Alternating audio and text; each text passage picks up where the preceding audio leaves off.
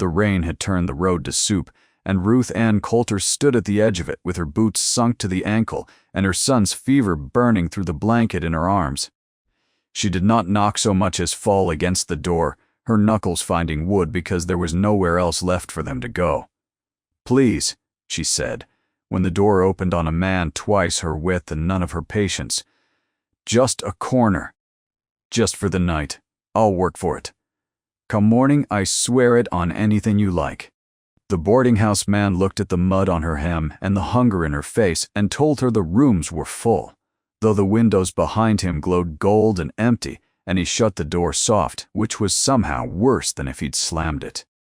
If you have ever stood in the rain and been told no by a man who did not even have the decency to be cruel about it, you already know what comes next in a story like this, but stay with it anyway, because you have not seen how this one ends. Subscribe if you haven't already. Drop the name of your town down in the comments so I know where in the world you're watching from tonight. And stay to the very end, because there is a porch light in this story that does not go out again once it's lit. She had not always been a woman who begged at doors. 3 winters before, she had been Ruth Ann Coulter of the Coulter Dry Goods Store, married to a man named Samuel, who could fix anything with wire and patience, and she had believed, the way young wives believe things, that the shape of her life was fixed and good. Samuel had gone down in the mine collapse outside Larimer with 11 other men, and the town had been kind to her for exactly as long as kindness cost them nothing. And then the store had been sold out from under her by a brother-in-law with a claim on paper thicker than her grief, and she had learned, in the space of a single terrible spring, a specific arithmetic of what a widow is worth to people who do not need her. She had learned to make herself useful. She had learned to take up no more room than the minimum. She had built herself a rule, quiet and private and iron. Never cry where anyone could see it. Never ask for more than she needed to survive until morning. And always, always, give the credit to somebody else, because a woman who is thanked is a woman people remember, and a woman people remember is a woman people start asking questions about. She had walked 11 miles that day with her boy Eli, 6 years old, and burning up with a fever that had come on sudden after they'd slept 2 nights in a hay barn that wasn't theirs. And the boarding house had been her last idea, the bottom of the list, and now the list had run out. She turned from the door, and the rain came down harder, and that was when she saw the lamp. It sat low and yellow in a window a quarter mile off the road, the only light in a valley gone, the color of a bruise, and she did not think about it. She simply walked toward it, the way a moth does not decide to fly at a flame so much as stop being able to imagine anywhere else to go. The gate hung crooked on one hinge. The fence posts leaned like old men. She passed a barn with its roof half caved in on one side, and a corral with 3 thin cattle standing in mud up past their fetlocks, not eating, not moving, just standing there with the particular stillness of animals that have given up expecting anything better. She knew that stillness. She had worn it herself. The man who opened the door this time was younger than the boarding house man, and leaner. And his eyes had the flat, unlit look of a person who has stopped keeping the lamps burning behind his own face, even while he keeps them burning in his windows out of nothing but habit. Behind him, in the dim of the front room, she could make out shapes. A girl of perhaps 13, standing too straight and too careful in the doorway to the kitchen. An infant crying somewhere back in the house, with the thin, exhausted, going on forever cry of a baby who has cried so long that no one is running to it anymore, and the man himself, filling the doorway, saying nothing, just looking at her, and the fevered boy in her arms like she was one more piece of bad weather. He didn't have the strength left to argue with. "I'm not asking for charity," she said, before he could open his mouth to refuse her the way the last man had. "I'm asking for a corner of your barn, and I'm telling you plain, I will earn it by morning, or you can put us back out in the road, and I won't say a word against you. My boy's sick. I need one dry night. That's all I'm asking, one dry night. And I'll be gone before your rooster's done crowing." She heard her own voice come out steadier than she felt, and she was glad of it, because a woman's voice was sometimes the only tool she had left, and she had learned to keep hers sharp. The man looked at her a long moment. He looked at the boy.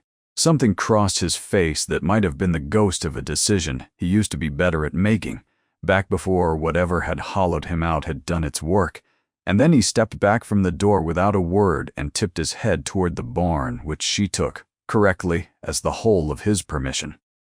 He did not offer his name. He did not ask hers. He simply turned and went back into the house, and the girl in the kitchen doorway watched Ruth Ann with an expression of such old, tired weariness that Ruth Ann's chest ached to see it on a face that young. The barn was dry, at least, though it smelled of neglect the way a house smells of neglect, when the person living in it has stopped believing. The effort is worth making. She found a stall with clean straw. Lady lied down in it, pressed a wet cloth she'd carried folded in her apron to his forehead, and sat with her back against the wood and her son's small hot hand in hers. And she did not cry, because she did not do that, not ever, not where the walls might tell someone. She only sat and listened to the rain and to the baby crying somewhere in the house, on and on, unanswered, and something in her, some old, stubborn, useful thing that widowhood and hunger had not managed to kill, would not let her sit still and listen to that particular sound for very much longer. She was up and across the yard within the hour, rain be damned, and she did not knock this time. She let herself in through the kitchen door, because a crying baby in an unanswered house was not a thing she was built to walk past, rule or no rule, stranger's house or no stranger's house. She found the baby in a cradle by a cold stove, red-faced and furious and wet through, and she found the girl, Sarah, she would learn her name was Sarah, sitting on the floor beside the cradle with her knees drawn up and her face buried in them, not sleeping, not comforting, just enduring. The way a person endures a sound, they have stopped believing they have any power to stop. "Has anybody fed her tonight?" Ruth Ann asked, already lifting the baby, already checking the folds of her, and Sarah looked up with an expression that broke something loose in Ruth Ann's chest, because it was the exact expression Ruth Ann herself had worn in the weeks after Samuel died. The specific look of a person who has been handed a weight too big for their arms and has decided that asking for help is a worse humiliation than simply failing quietly under it. "I tried," Sarah said. "There isn't any milk left that's good. Pa forgot to send for more and I didn't want to bother him. He's got the bank letter and the sick cattle and—" She stopped herself the way a person stops a sentence that has gotten away from them, and pressed her lips shut, and Ruth Ann recognized that too. That particular swallowed back honesty, and did not push at it, not that first night. She only said, "Well, we'll see what we can find." And she found in a cupboard gone half bare, enough to make do, and by the time the rain led up toward 2 in the morning, the baby was asleep against her shoulder, and Sarah was asleep against the table, with her head on her folded arms. And Ruth Ann sat in the kitchen of a stranger's failing ranch with another woman's child quiet against her at last, and thought, not for the first time, that grief made the same shape in every house it visited, and that the shape always needed the same thing: somebody willing to stay up and hold what was too heavy to be held alone. She was gone from the kitchen before the man woke, back in the barn with Eli, whose fever had broken sometime in the small hours, sweat-soaked and shivering, but blessedly cooler. She meant to keep her word. She meant to be gone before the rooster crowed. Corner returned to him, clean and unclaimed, no debt owed on either side. But the rooster crowed, and she looked at her son, still weak, still needing another day at minimum, before 11 more miles of road wouldn't kill him. And she looked out through the barn door slats at the ranch in the gray dawn light, the caved-in roof, the leaning fence, the thin cattle, the whole sorry, sinking shape of a place being slowly lost by a man who had run out of whatever it took to keep fighting for it. And something in her, the same something that had carried the baby across the yard in the rain, would not let her simply walk away from it, either. So when Jacob Hale, she'd have his name by the second day, wrung out of Sarah in pieces, came out to the barn that morning expecting to find the corner empty and the strangers gone, he found instead a woman with her sleeves rolled to the elbow, already mucking out the stall beside his sickest cow, already talking low and even to the animal the way a person talks to something frightened and in pain, and he stood in the doorway and did not say anything for a long moment, because it had been a long time since anyone had walked onto his land and looked at his failure and decided to simply start fixing it instead of commenting on it. "You don't owe me that," he said finally, and his voice came out rustier than he meant it to, a voice unused from disuse rather than from any natural quiet in the man. "I know what I owe and don't owe," Ruth Ann said, without looking up from the cow's hind leg, where a wound had gone bad and needed lancing and cleaning before it turned to something worse. "This one's got an abscess, not the sickness you're probably scared it is. I can fix it if you'll hold her head." It was not an answer to his question. It was not meant to be. She had learned in 3 years of being a widow with no standing and no protector that the fastest way to earn a place at any table was to make herself so plainly, immediately useful, that the question of whether she deserved to be there stopped being the interesting question in the room. He held the cow's head.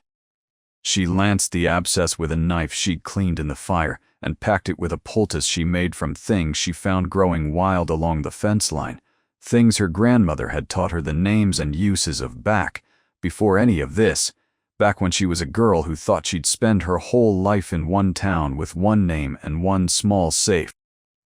Non-remarkable story. The cow bellowed once and then stood easier, and Jacob Hale looked at the animal, then at the woman, and something in his flat, unlit eyes flickered, just barely, like a lamp catching before it decides whether it means to stay lit. "One more night," he said.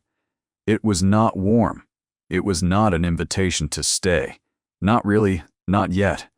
It was the bare minimum a decent man could offer, delivered like a debt he was settling rather than a kindness he was choosing. But Ruth Ann had learned to hear the difference between a closed door and a door left open half an inch, and she took the half inch and said only, "We'll earn it," and went back to work. That was the first trial met and passed, though neither of them would have called it that yet. The fever in the boy, the crying child, unanswered in the dark, the small stubborn refusal in a tired woman's chest to walk past a thing that needed doing. It would not be the last. The second trial came 3 days later when the letter Sarah had mentioned that first night finally got read aloud, because Jacob had been carrying it folded in his shirt pocket for the better part of a week, the way a man carries a wound he isn't ready to look at yet.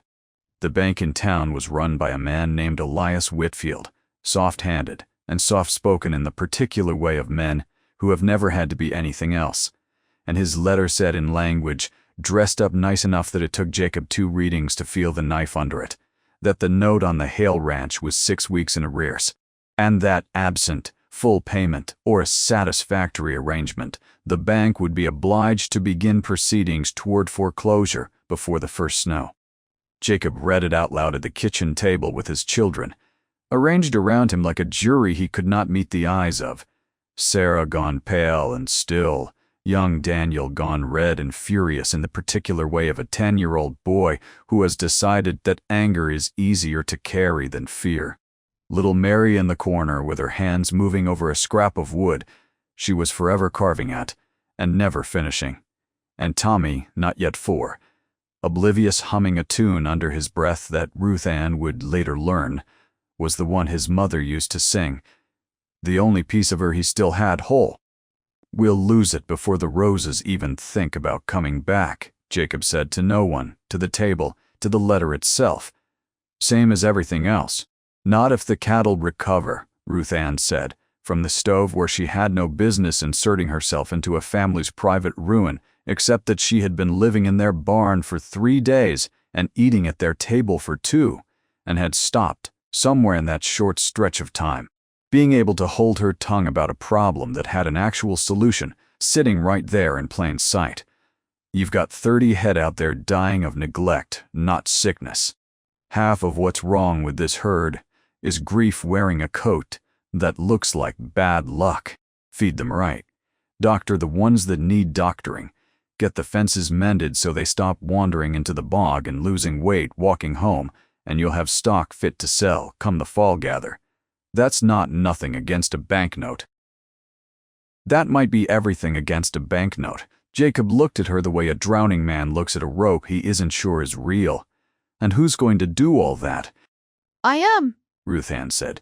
If you'll let me stay and earn my keep proper, instead of hiding in your barn like a thief.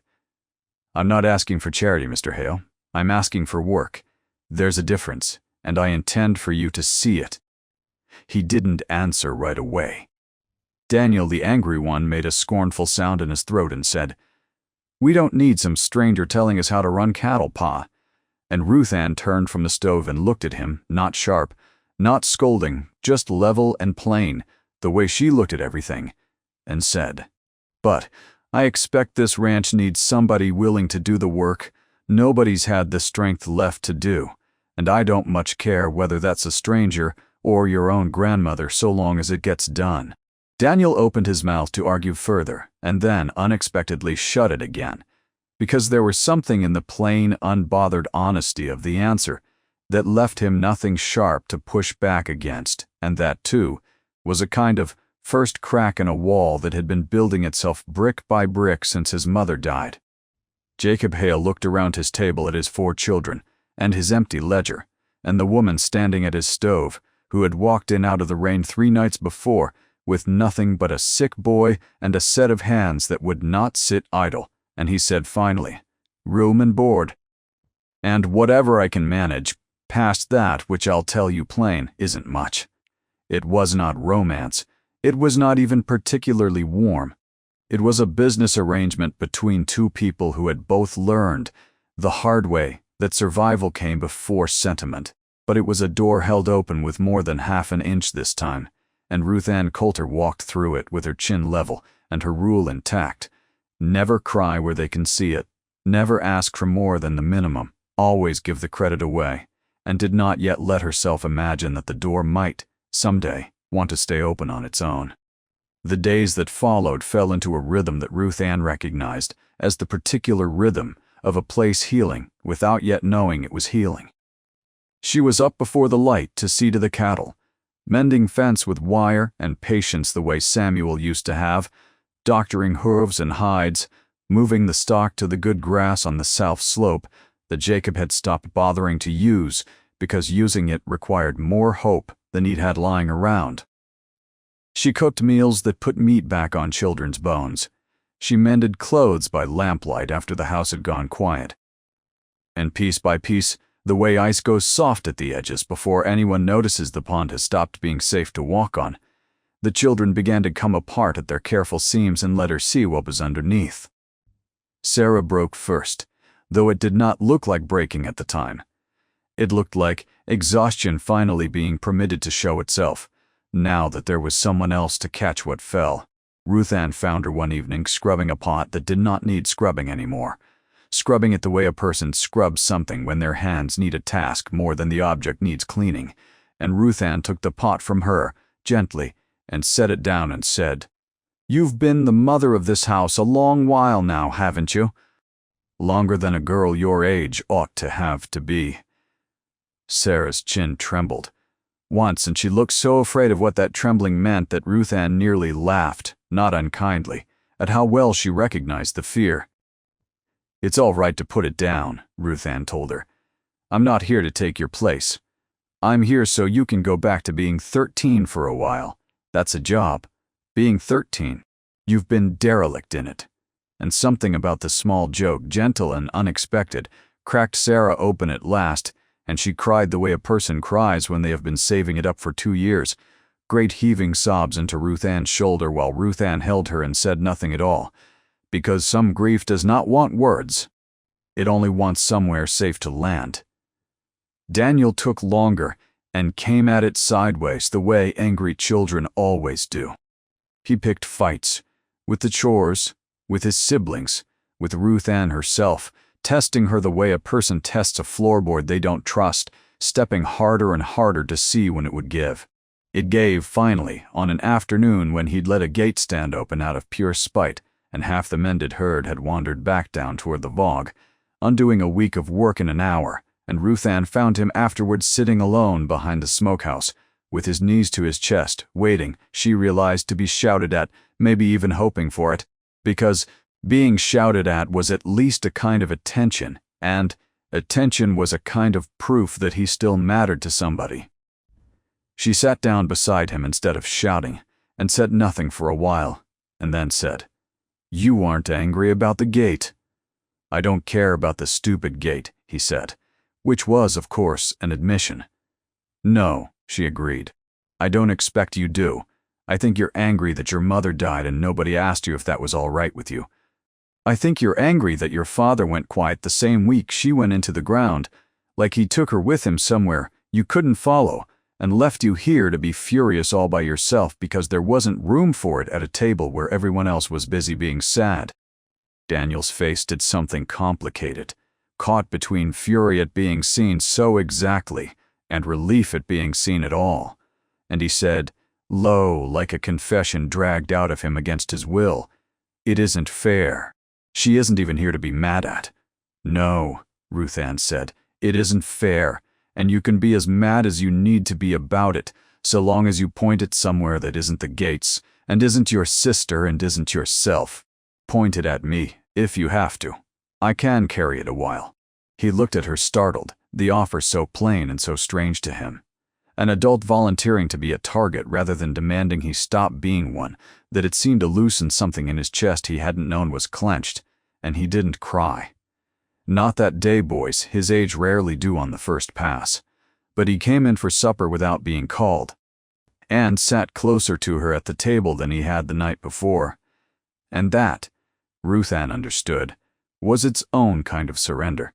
Mary, the quiet one, took the longest and came the furthest, because Mary had not spoken a full sentence since the day of her mother's funeral, communicating instead in nods and the small wooden shapes she carved with a pocket knife too big for her hands. Animals mostly, a bird that was never quite finished. Its wings always left rough and unshaped, no matter how many evenings she sat with it. Ruth Ann did not push her, because pushing a silence like that only drove it deeper, and instead simply sat near her some evenings and carved alongside her, badly, with far less skill, and let the silence be shared rather than solitary, and waited, the way you wait for a shy animal to decide on its own that your hand is safe. It was Tommy, in the end, who cracked Mary open the way the very smallest ones sometimes do, without meaning to.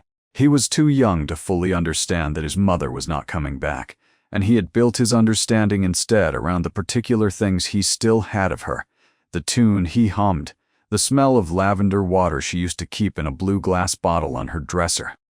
A bottle Jacob had not had the heart to move or empty in 2 years. And one evening he came running into the kitchen in a small panic because he could not remember. He said if the bottle smelled the way it used to, or if he was just remembering the smell of remembering it. And would it be gone forever if he forgot the real smell and only had the memory of a memory left? It was the kind of grief only a small child produces, precise and devastating in its simplicity, and it undid the whole kitchen for a moment. Sarah's hand going still over the dishes, Daniel looking down at his plate, Jacob, who had come in from the barn in time to hear it, standing frozen in the doorway with an expression that Ruth Ann would carry with her long after that night, the look of a man watching his own private grief, spoken aloud by a 4-year-old who did not yet know it was supposed to be a secret. It was Mary who moved first. She got up from her chair without a word, went to the shelf where the blue bottle sat, brought it down, and pressed it into Tommy's hands, and then, in a voice gone rusty with 2 years of disuse, said, "I'll tell you every time you forget. Well, I remember it, exact." 4 words strung into a sentence, the first anyone had heard her speak since the funeral, and the whole table went silent with the shock and the relief of it, and Jacob crossed the kitchen in 3 strides and knelt down and put his arms around both his youngest children at once, and Ruth Ann turned quietly back to the stove to give them the privacy of that moment, because some things are not meant to be watched even by the people who helped make room for them to happen, and because if she had kept watching, She was not entirely sure her rule about crying would have held. Jacob found her out on the porch later that night. After the children were down, the baby finally blessedly sleeping, threw in a proper crib Ruth Ann had cleaned and set up near the stove where it was warm. He stood beside her at the rail for a long while without speaking, the way he did most things now, and then he said, "I don't know how to thank you for that, for any of it." "Don't, then," Ruth Ann said. "It wasn't me. Mary did that herself. She was always going to get there. I just gave her someplace quiet enough to do it in." It was the truth mostly, and it was also her rule doing its old familiar work, sliding the credit off her own shoulders and onto someone else's, before anyone could get too good a look at what she'd actually done, before anyone could start asking the kind of questions a woman like her had learned. The hard way, not to want asked. Jacob looked at her sideways in the dark, and something in his face said he saw exactly what she was doing. The deflection, the practiced modesty, and did not entirely buy it, but he let it go, because he had his own walls and knew better than most men how to respect somebody else's. "You said that first night you'd work for your keep," he said instead. "I didn't figure on it looking like this." "Like what?"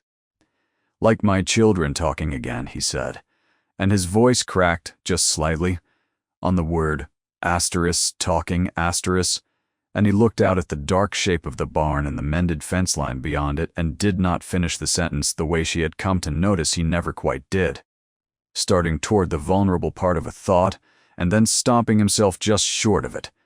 Like a man testing ice, he did not trust to hold his weight. Ruth Ann noticed it, filed it away the way she filed away everything useful, and did not push. Not yet, though she thought, not for the first time, that a man who stopped himself that consistently, that precisely, had probably been burned once for finishing sentences like that, and had built himself a rule of his own. The third trial came with the fire. It started in the hayloft on a dry night in late September, likely from a lantern left lit too near loose straw, though no one ever determined it for certain, and no one much wanted to. Given that the last hand to use that lantern had been Daniel, doing chores Ruth Ann had assigned him as part of easing him back into feeling useful rather than merely furious. The smell of smoke woke her before the shouting did, and she was up and across the yard in her nightclothes, with her feet bare on the cold ground before she'd fully finished waking, and the sight that met her flame already climbing the loft. The animals below screaming in the particular pitch that only comes from creatures who understand fire in a way that predates language, burned itself into her memory, the way only true emergencies do, whole and total and without edges. Jacob was already there, hauling the barn doors wide and between the two of them, and then with Sarah and Daniel running buckets from the trough the moment they arrived, breathless, in their night clothes too. They got the stock out, all but the two weakest, the ones Ruth Ann had been nursing hardest, and it was Ruth Ann herself who went back in for them when it was clear no one else quite dared, ducking under the smoke line the way Samuel had taught her once, years before, in a different life, for a different kind of emergency, and led them out coughing and half-blind with her apron pressed over her mouth and her eyes streaming.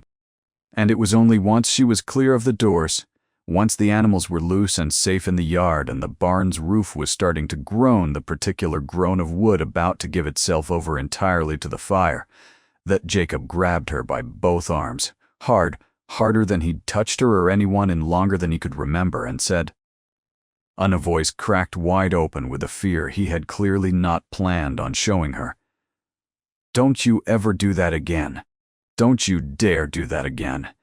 And for one suspended moment, soot-streaked and shaking, the two of them stood in the firelit yard with his hand still gripping her arms, and neither one of them let go, and neither one of them said anything else, because there was nothing left to say that the moment hadn't already said for them. The barn's roof came down an hour later, but the walls held, and by dawn the fire was out, and the stock was accounted for, shivering and singed at the edges, but alive, all of them. And the family stood in the gray light surveying the wreckage, half a roof gone, a season's worth of hay lost. One more blow in a run of blows that might have broken a lesser will entirely. And it was the children, oddly, who did not despair the way Ruth Ann half expected them to. Daniel, white-faced with guilt over the lantern, was the one who said, quiet, to no one and everyone, "We can rebuild a roof. We built the fence back. We can build a roof." And Sarah nodded, and Mary, still finding her voice one small sentence at a time, said, "Together's faster," which made Ruth Ann's chest go tight and warm at once, because that was the sound of a family rediscovering itself in real time, in the ashes of the very disaster that should by rights have finished them. It was Jacob who surprised her most, though, standing in the wreck of his barn with soot on his face and something new and lit behind his eyes that had not been there 3 weeks before. "We'll need the roof done before the frost," he said, "and we'll need hands to do it, and I don't have the coin to hire them." And Ruth Ann, already turning the problem over the way she turned over every problem now, said, "Then we asked the neighbors. Barn raisings used to be how it was done before everybody got too proud to ask each other for help. As Revance still owes you for the winter, you helped him dig his well, unless I misremember what Sarah told me." Jacob looked at her, startled that she'd have absorbed such a specific piece of the ranch's history from a girl who'd only been in the house a matter of weeks, and something that was almost nearly the ghost of a smile moved across his face, the first she'd seen there. "You've been paying attention," he said. "I pay attention to everything," Ruth Ann said. "It's mostly all I've got left to offer." "It's not all you've "Got to offer," Jacob said, quiet, and then stopped himself, the sentence going unfinished the way his sentences always did, the vulnerable part of it left hanging in the smoke-thick morning air, and Ruth Ann, who had noticed this pattern in him for weeks now and filed it away without comment, the moment to stop filing and start asking. "You do that," she said. "Start a thing and stop before the end of it. I've noticed you did it just now." He looked at her for a long moment, caught, and something in his face went the particular still of a man deciding whether the ice will hold. "My wife," he said finally, "used to say I never finished my sentences because I was scared that if I said the whole true thing out loud, it'd turn out not to be true after all. She used to finish them for me. Called it our particular kind of dancing." He looked away out at the ruined barn, and his jaw worked once before he went on. "I haven't said a whole true sentence since she died. Didn't see the use." Nobody left who wanted to hear the end of them.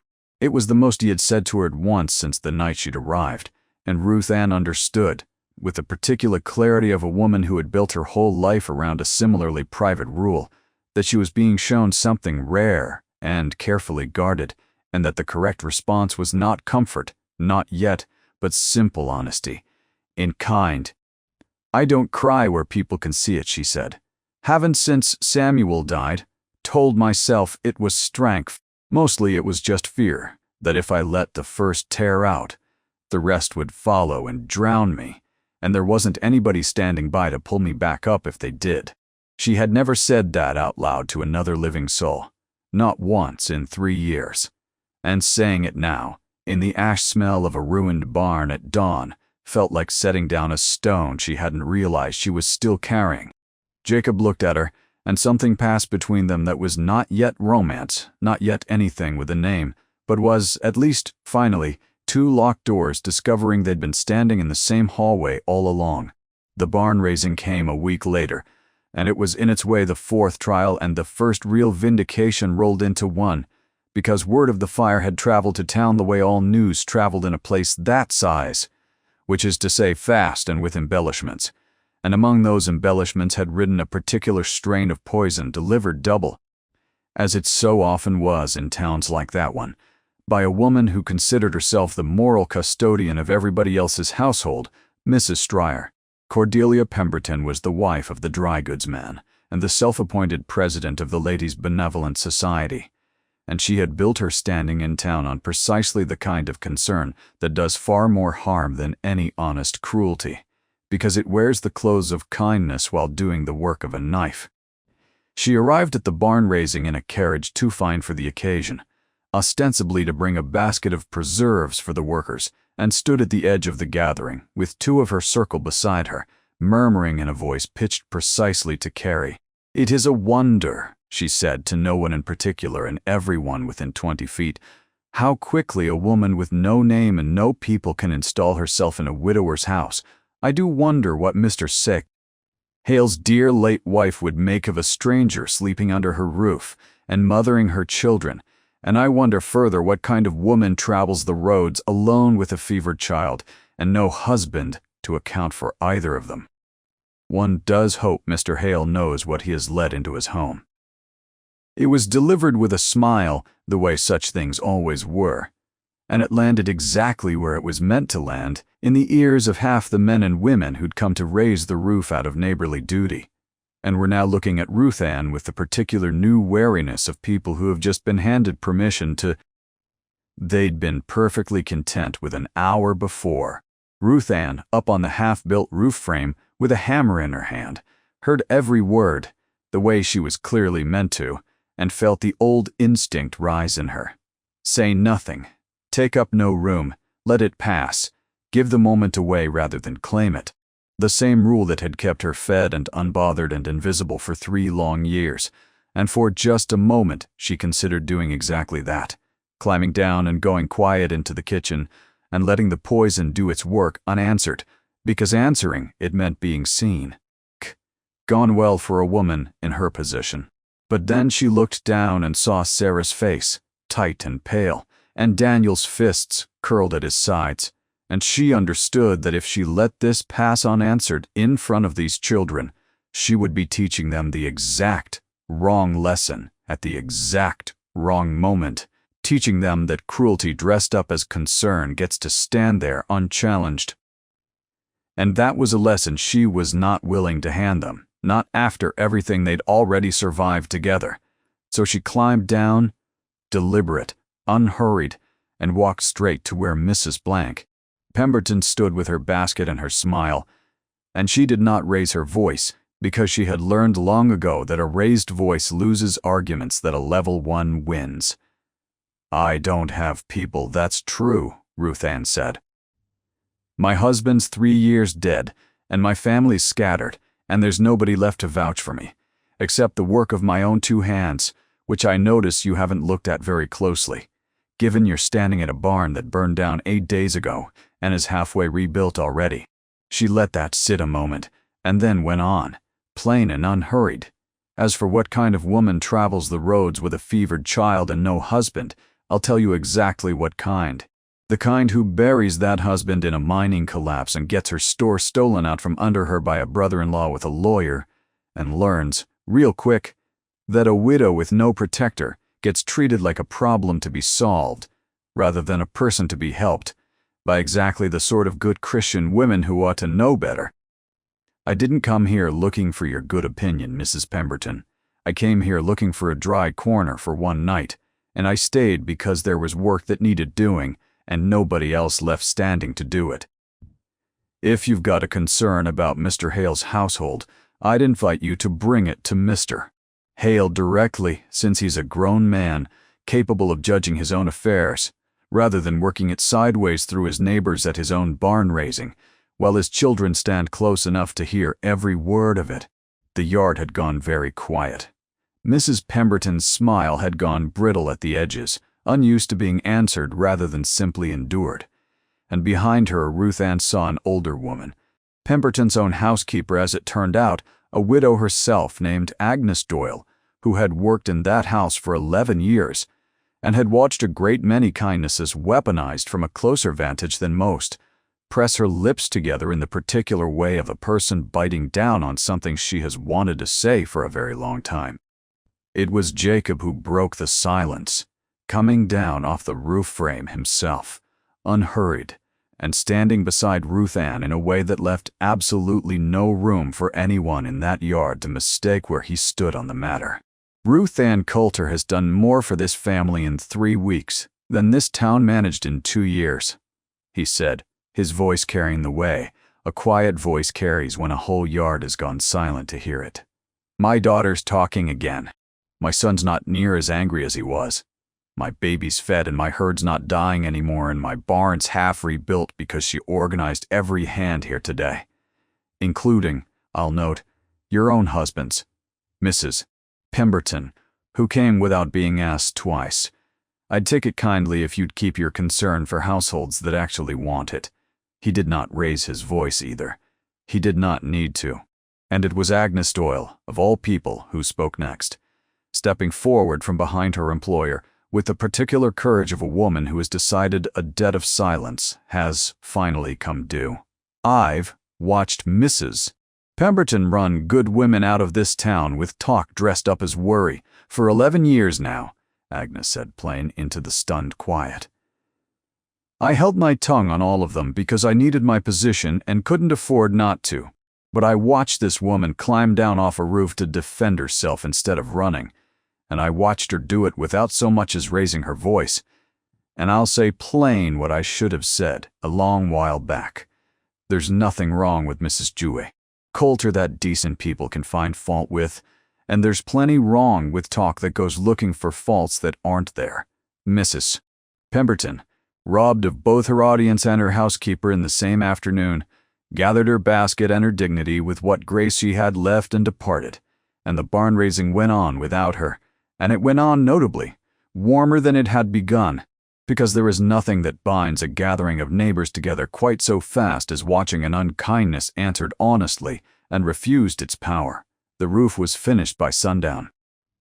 Ruth Ann did not think of it at the time as a victory over anything larger than a barn's missing shingles, but the children understood it differently.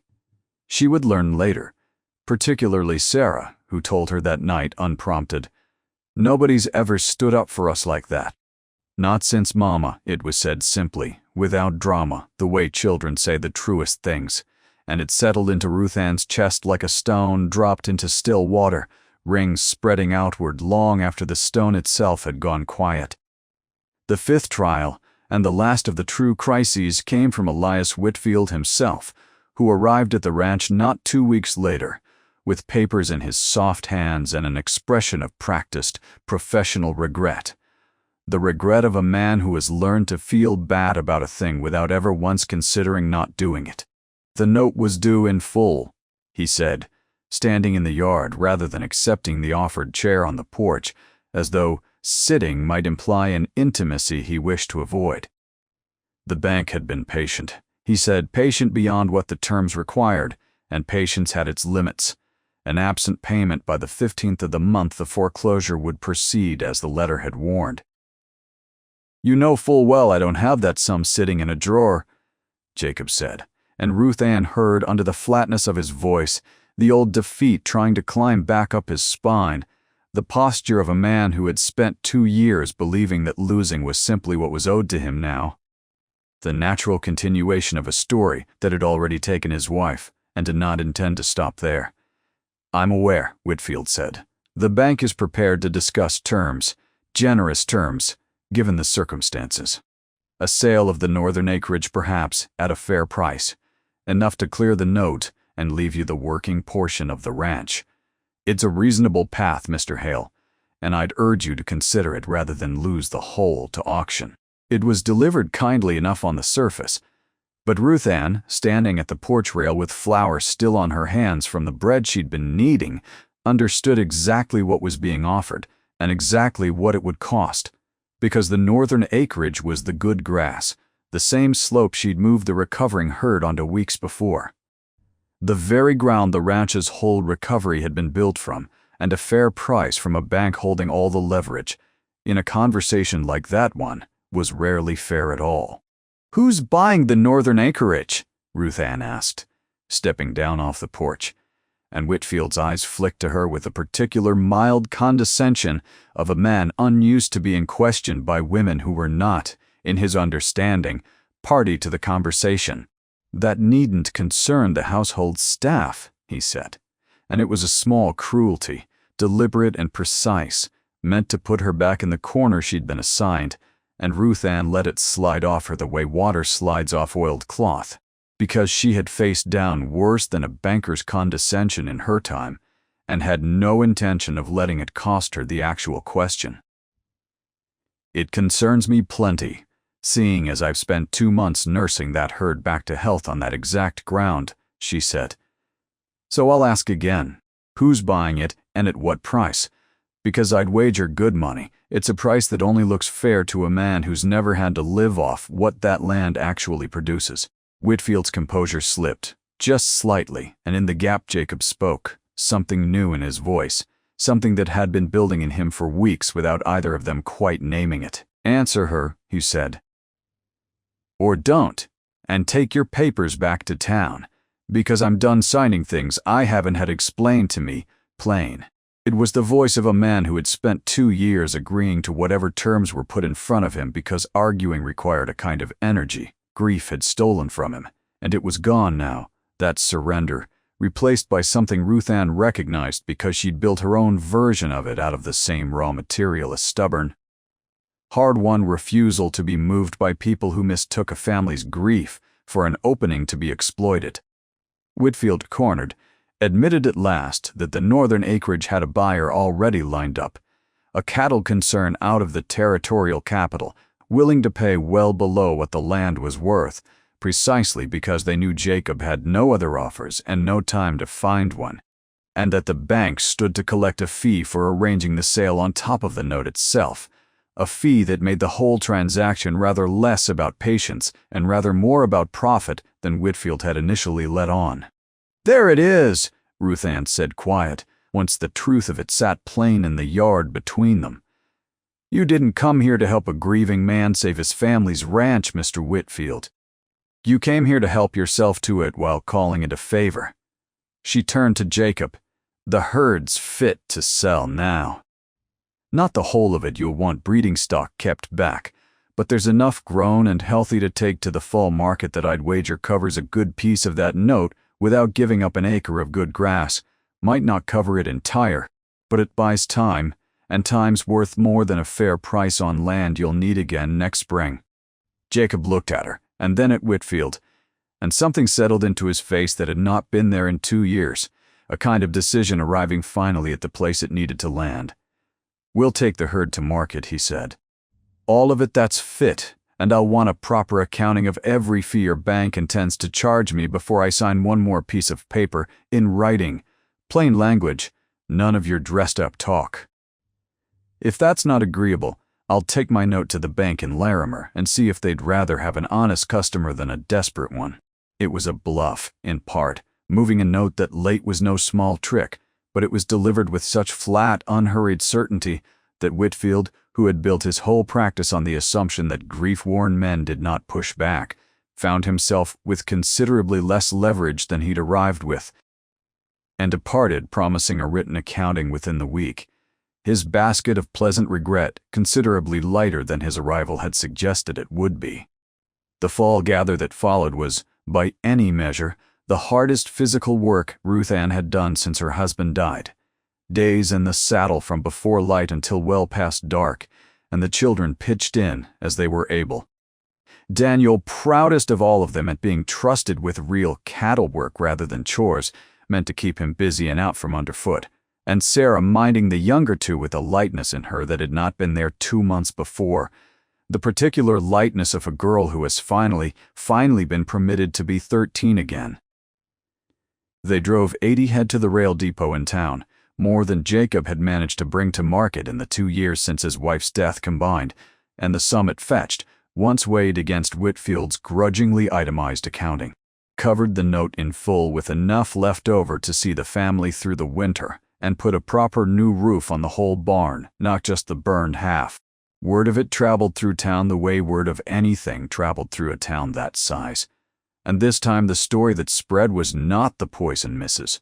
Pemberton had tried to plant, but its opposite, the tale of a widow who'd walked in out of a storm with nothing and somehow in the space of 2 months brought a dying ranch back to life, mended a broken family, and stood down a bank and a gossip in the same season. People who had looked at her sideways at the barn raising began greeting her plainly in town, by name, and Agnes Doyle, who had left Mrs. Surra, Pemberton's employ within the month, citing reasons she declined to specify beyond a small, satisfied smile, took to stopping by the Hale ranch of an afternoon, simply to sit on the porch and visit, the way a person visits family rather than an obligation, It was on such an afternoon, the porch gone gold, with early evening light, the children's voices drifting up from the yard where they were playing some game of Daniel's invention that involved a great deal of shouting and very little in the way of actual rules, that Jacob found Ruth Ann alone at the rail, watching the sun go down over land that had, in the space of a single season, stopped looking like a place being lost and started looking unmistakably like a place worth keeping. "You never did tell me your rule," he said, coming to stand beside her the way he had taken to doing most evenings now, close enough that she'd stopped quite being able to think of him as merely her employer. "What rule?" "The one you keep." "About not asking for more than the minimum, about giving the credit away." He'd noticed, of course he had, the way she deflected every kindness said about her, the way she'd told the whole yard at the barn raising it was Jacob's own words that had turned the tide, and not her own hard-won honesty, the way she still, even now, spoke of the ranch's recovery as something that had simply happened around her, rather than something she had built with her own two hands. "I want to know why a woman who did all of this can't stand to hear it said out loud." Ruth Ann was quiet a long moment, looking out at the mended fences and the rebuilt roof and the fat, healthy cattle grazing the north slope in the last of the light, and when she spoke it was with the particular plainness of a fact laid gently on the counter, the way she answered every hard question without flourish, without softening. "Because a woman who's thanked gets remembered," she said. "And a woman who's remembered gets asked questions. Where's her people? Why's she alone? What's she really after?" I learned that lesson the hard way, 3 winters running, and it kept me alive to keep it, taking up no more room than the minimum, giving credit away before anybody could get too good a look at what I'd actually done. That wasn't modesty, Jacob. That was armor. I built it because I had to.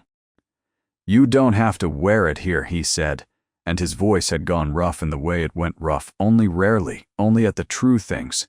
"Not with me. Not with them."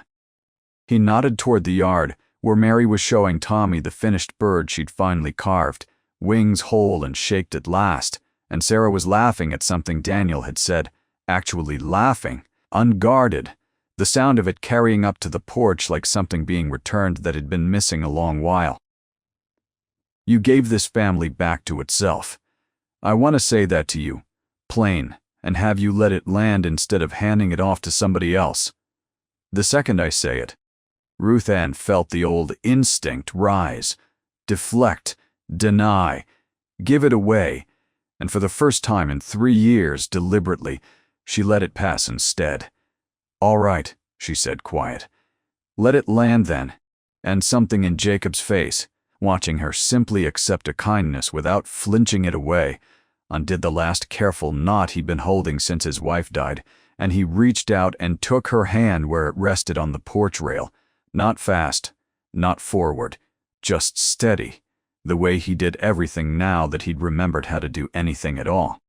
"I started a sentence with you once and didn't finish it," he said, "out by the barn the morning after the fire. I said, 'It's not all you've got to offer,' and then I stopped because I was scared of what came after it being true." He took a breath. "I'd like to finish it now if you'll let me." "I'm listening," Ruth Ann said, and her voice for once was not quite as steady as she meant it to be. "It's not all you've got to offer," Jacob said again, slow, deliberate, letting each word land the way he'd stopped himself from doing for 2 long years. "You've got more than your hands and your work and your knowing how to fix a thing gone to ruin. You've got a whole self in there that I'd like the chance to know if you'd let me. Not because I need a hand with the ranch anymore, though I'll admit I do, and always will, but because I look up most days now and the first thing I want to see is your face, and I've been too much of a coward to say that plain until just this minute." He stopped.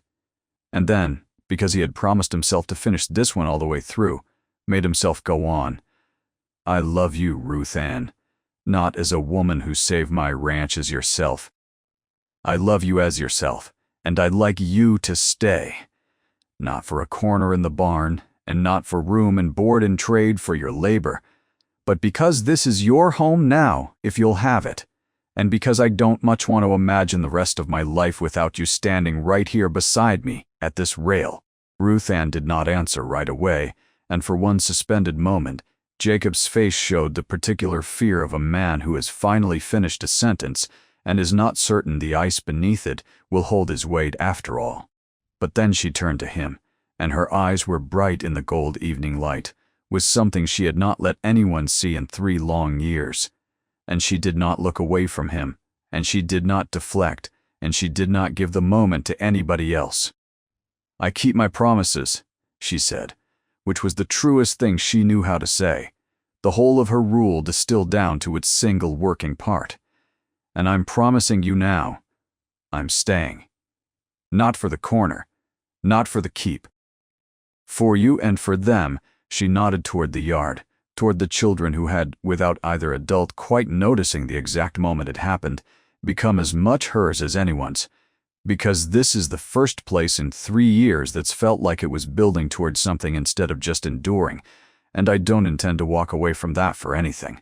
And she let one tear go finally, just one, breaking her own iron rule at last in front of the one person she decided was safe enough to see it. And Jacob reached up and caught it with his thumb. Gentle the way a man handles something he has decided he means to keep safe for the rest of his life, and said, "Stay," the single word carrying the whole weight of everything. Neither of them had been able to say plain until that evening, and she said, "I'm not going anywhere." And that was the whole of it, the vow made and answered in 4 words apiece. No more needed, no more wanted. The wedding came the following spring, small and plain the way both of them wanted it, held right there on the porch with the mended fences visible beyond the rail, and the north slope green with new grass and fat, contented cattle, and the whole town came, even some who had stood silent at the barn raising and let Mrs. Pemberton's poison go unanswered, come now to make what amends they could with their presence, if not their words. Agnes Doyle stood up as something near enough to a witness of honor, having become, over the winter, something near enough to family herself. Ezra Vance, the old neighbor who'd come to the barn raising owing an old debt and stayed to become a fixture at the Hale table most Sundays since, told anyone who'd listened that he'd known from the very first night, hearing the story secondhand the way everyone in town eventually did, that there was something particular about a woman who'd walk 11 miles in the rain and then, offered one dry corner for one single night, decide instead to stay and rebuild a whole family out of the ruin she found there. The children stood up at the front of that small gathering in a row. Sarah in a dress Ruth Ann had helped her sew herself straight-backed and easy, in a way she had not been easy in 2 years, no longer required to be anybody's mother but her own. Daniel beside her, steady now, his anger long since resolved into something more like determination. The kind a boy carries when he has learned that the world can be fought honestly instead of merely endured. Mary between them, talking freely now, chattering even, in the particular unstoppable way of a child who spent 2 years silent and has decided to make up for lost time. The finished carved bird pinned somehow into the ribbon of her dress, and Tommy, at the end of the row, too small to fully understand what a wedding meant, but old enough now to say, unprompted, that he still remembered exactly how the lavender water smelled, because Mary had kept her promise and told him every single time he asked. Years later, when the story got told the way stories get told in towns like that one, passed hand to hand at church suppers and porch visits until the facts had worn as smooth and rounded as Riverstone, it was Ezra Vance, grown properly old by then, who told it best, sitting on his own porch of an evening with grandchildren of his own gathered close, saying that he had lived long enough to learn there was only one real test of what a place was worth, and it wasn't the number of acres it held or the price its cattle fetched at market, but whether, on the worst night of a stranger's life, it had a light left burning in the window and somebody inside brave enough to open the door.